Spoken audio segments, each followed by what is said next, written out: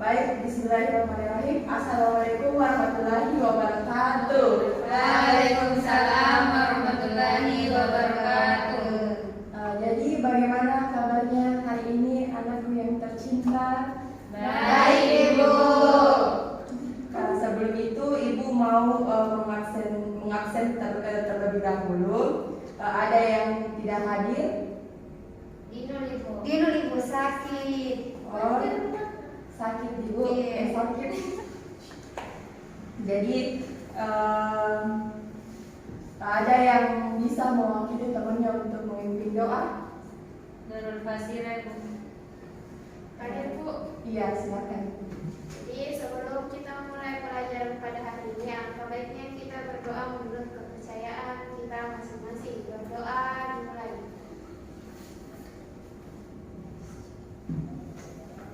Berdoa selesai.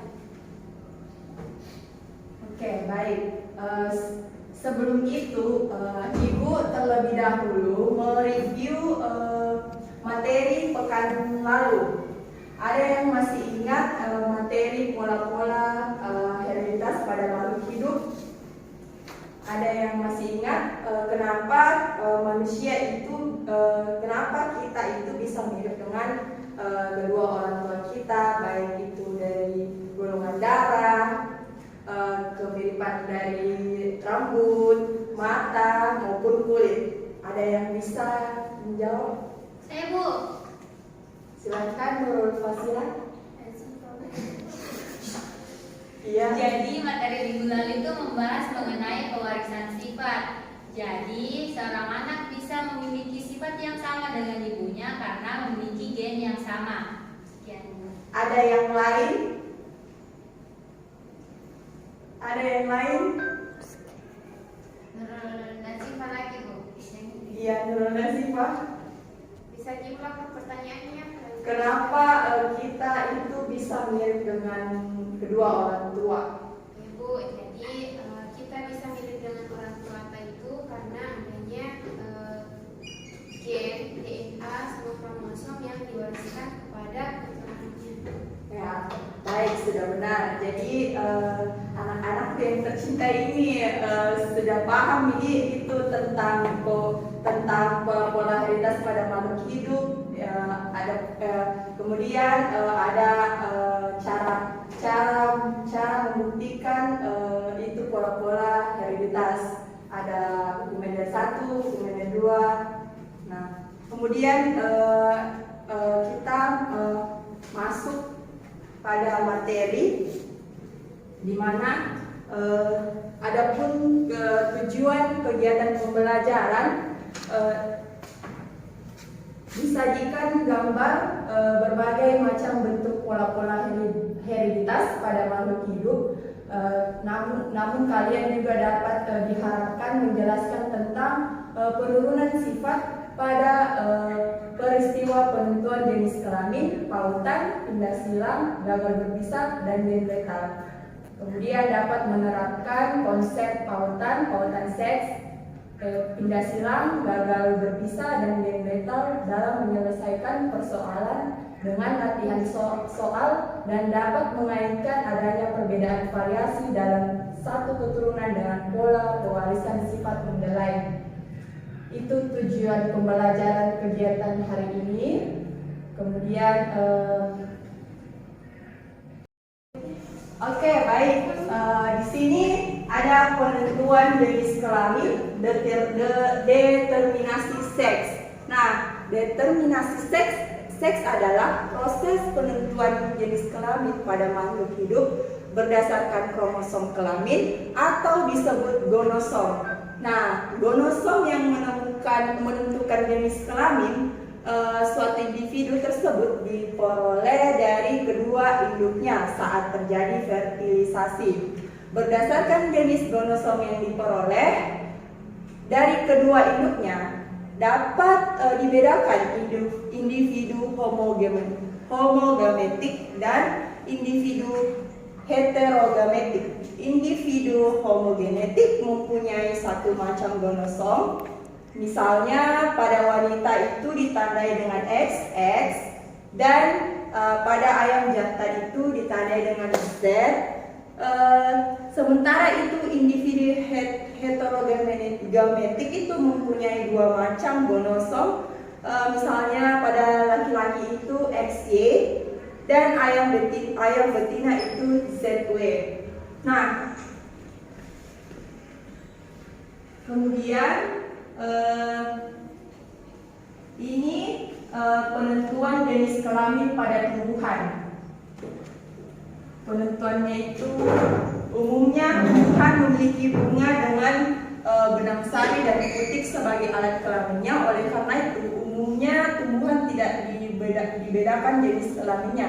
Namun beberapa tumbuhan dapat dibedakan jantan atau betina sesuai dengan sistem XY. Kemudian pada penentuan jenis kelamin pada hewan itu ada beberapa tipe penentuan jenis kelamin pada hewan. Yang pertama tipe XY, XO, ZW dan tipe ploid. Oke. Kemudian selanjutnya bisa dilihat ada gambar, namun tidak jelas ya. Nah, seorang ahli genetika bernama Kelvin Blackman Briggs mengungkapkan bahwa jenis kelamin pada lalat buah dapat ditentukan menggunakan indeks kelamin UKY, yaitu dengan membandingkan antara kromosom X dengan kromosom tubuh lalat tersebut. Bisa dilihat contoh gambarnya di atas. Dan ada pun contohnya.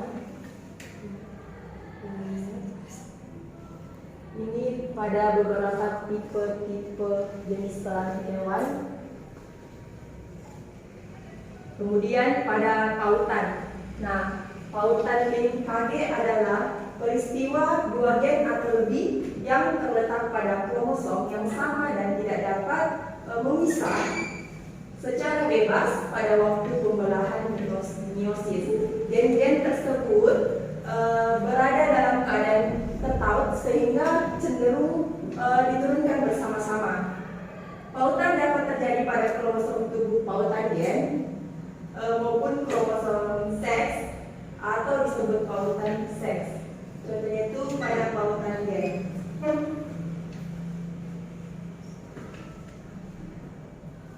Bisa dilihat gambar yang di atas, contoh pautan gen yang tidak berpautan. Contohnya itu pada Drosophila melanogaster pada lalat buah.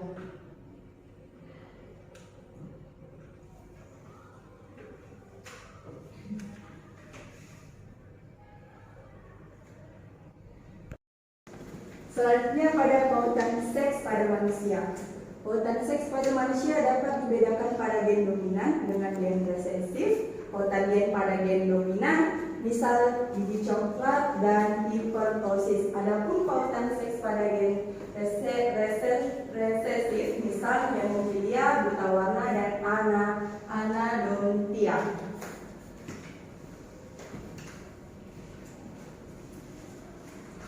Ini contoh lainnya. Kemudian pada materi pindah silang atau disebut crossing over, di mana pindah silang adalah peristiwa pertukaran segmen kromatit yang bukan saudaranya dari sepasang kromosom homolog. Pindah silang terjadi saat pembelahan meiosis 1, yaitu pada akhir profase 1 atau awal metafase 1. Peristiwa tersebut menghasilkan kombinasi baru atau rekombinasi gen dari sifat induknya.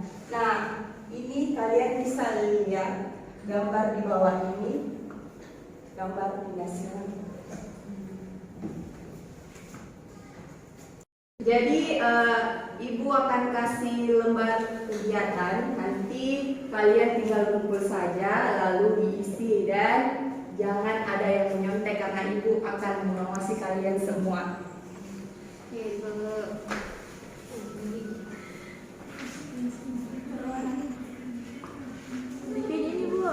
Iya, Ibu.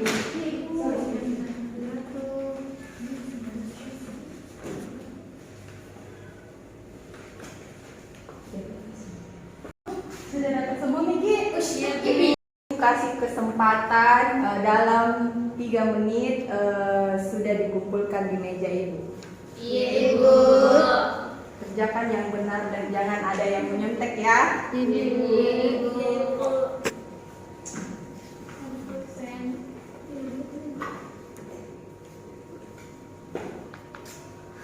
Ada yang susah?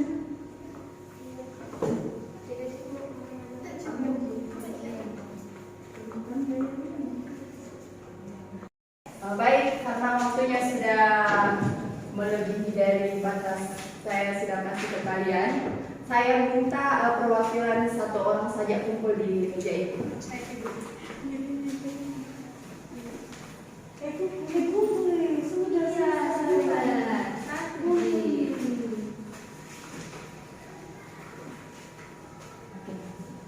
Kasih. Baiklah, karena anak-anakku sekalian sudah mengerjakan soal-soal latihan yang Ibu berikan, Ibu mau menyimpulkan kegiatan pembelajaran hari ini, di mana pada kegiatan pembelajaran hari ini bentuk pola-pola hereditas meliputi determinasi seks, pautan, tindak silang, gagal berpisah dan gen letal. Determinasi seks adalah proses penentuan jenis kelamin pada makhluk hidup berdasarkan kromosom kelamin atau donosom. Berdasarkan susunan kromosom kelaminnya itu terbagi berbagai tipe penentuan jenis kelamin makhluk hidup yang dapat dibedakan menjadi 4, di mana tipe tersebut ada XY, tipe XO, dan tipe CW, dan tipe haplodiploid. Nah, jadi itu saja kesimpulan yang dapat Ibu berikan pada kalian.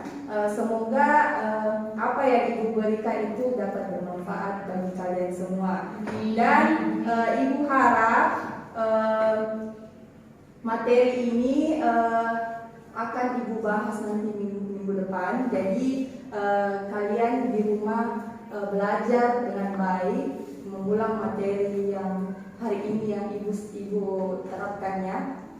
Karena minggu depan Ibu itu mau mengadakan kuis. Sedikit Ibu berikan motivasi, yaitu jika kamu tidak mengejar apa yang kamu inginkan, maka kamu tidak akan mendapatkan. Nah, jika kamu tidak bertanya, maka jawabannya adalah tidak. Jika kamu tidak melangkah maju, kamu akan tetap berada di tempat yang sama. Terima kasih. Wassalamualaikum warahmatullahi wabarakatuh. Sampai jumpa lagi di minggu depannya, anak-anak.